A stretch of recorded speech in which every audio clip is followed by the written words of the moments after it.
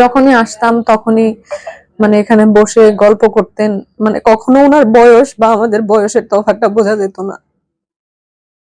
মানে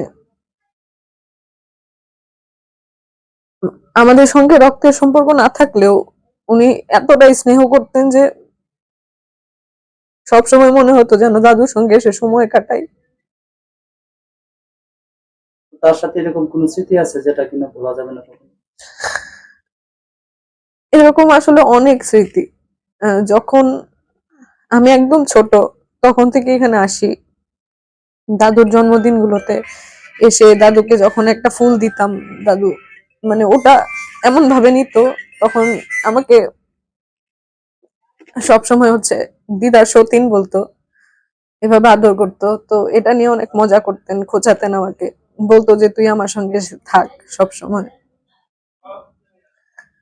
এগুলো আসলে ভোলার নয়।